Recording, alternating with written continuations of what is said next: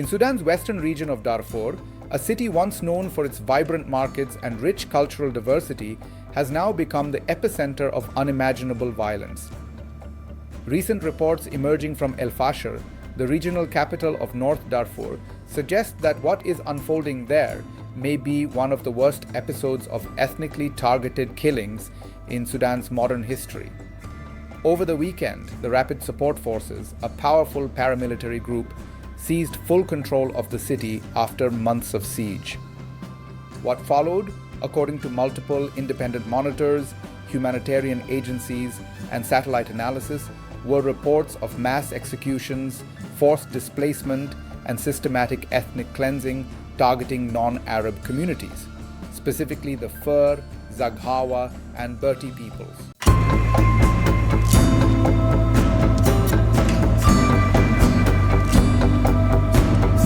The RSF, which has been fighting a devastating civil war against Sudan's National Army since April 2023, announced on Sunday that it had captured the army's main base in Fasher.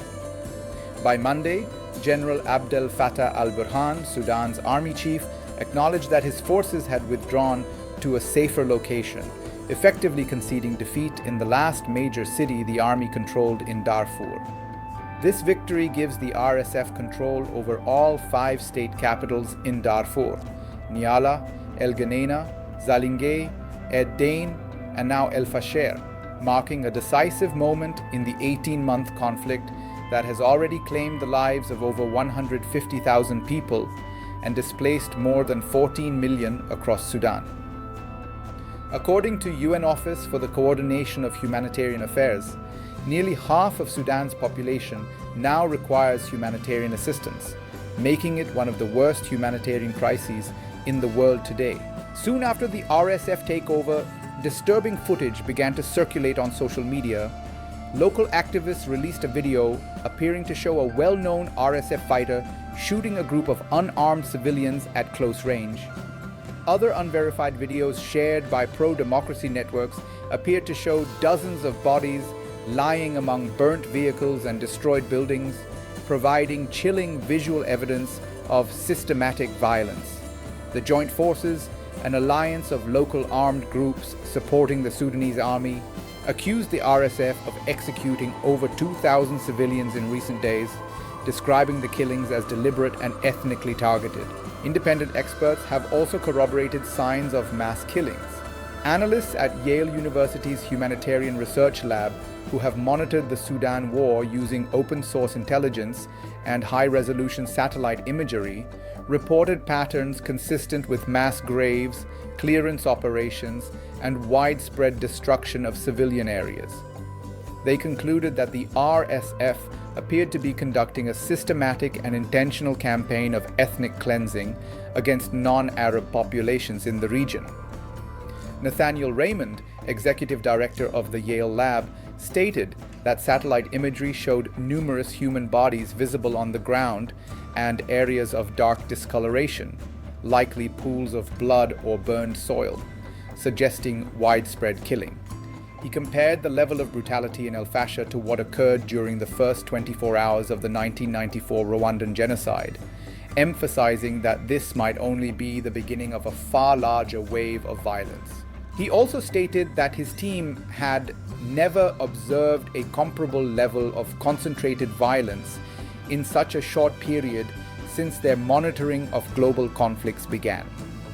Since the RSF's full control of the city, Fasher has gone dark. According to the Sudanese Journalists Syndicate, all communications, including phone lines, internet access, and even satellite connections, have been severed, effectively isolating the city. This communications blackout has made independent verification extremely difficult. International news outlets have been unable to reach residents, relying instead on fragmented accounts from aid workers, refugees, and social media footage posted before networks went offline. Human rights observers noted that the patterns now emerging from Fasher mirror earlier atrocities committed by the RSF in West Darfur's capital, El Geneina, in 2023. In that attack, up to 15,000 civilians, mostly non-Arab ethnic groups, were massacred following the city's capture. According to the United Nations and multiple relief organizations, the humanitarian situation in El Fasher is catastrophic. Before the latest assault, roughly 260,000 civilians, including over 130,000 children, were trapped inside the city, which had already endured an 18-month siege by RSF forces. The International Organization for Migration reported that 26,000 people fled El Fasher within the first 2 days of the assault, heading toward nearby towns such as Tawila, approximately 70 kilometers away. However, even those towns are already overwhelmed with displaced families. The accounts echo what investigators documented during the 2003 to 2005 Darfur conflict, when government-backed militias known as the Janjaweed, the predecessors of today's RSF, were accused of committing genocide, mass rape, and forced displacement that killed an estimated 300,000 people and displaced more than 2.5 million. The fall of El Fasher signifies far more than a localized defeat for the Sudanese army. It marks a geopolitical turning point in Sudan's civil war. With full control over Darfur, the RSF now dominates 1/3 of Sudan's total land area, including vital trade corridors that connect Western Sudan with Chad, Libya, and the Central African Republic. Analysts warn that this territorial dominance could push Sudan toward de facto partition, with the Sudanese armed forces holding the north and east, including the capital Khartoum, while the RSF entrenches itself in the west. This division could mirror past conflicts such as South Sudan's secession in 2011, which followed decades of civil war and left deep political and ethnic scars. Experts fear that a fractured Sudan could become a haven for armed groups, regional proxy conflicts, and cross-border instability affecting the entire Horn of Africa. The UN Human Rights Office confirmed that it had received multiple credible reports of ethnically motivated killings, executions, and other atrocities in El Fasher.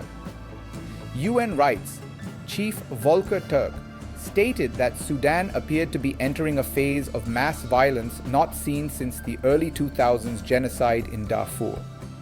Despite these warnings, international intervention remains limited. Aid convoys have been blocked, humanitarian access is severely restricted, and global media coverage has been minimal. The African Union and Arab League have both issued statements calling for restraint, but no significant peacekeeping deployment has yet been authorized.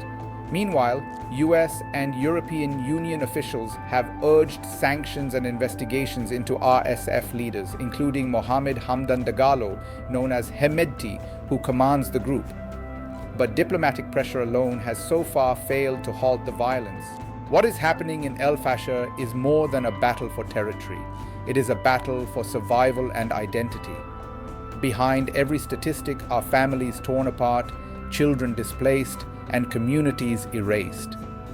The civilians of El Fasher are enduring conditions that echo the darkest chapters of human history. As the RSF tightens its grip on Darfur, the world now faces a moral test.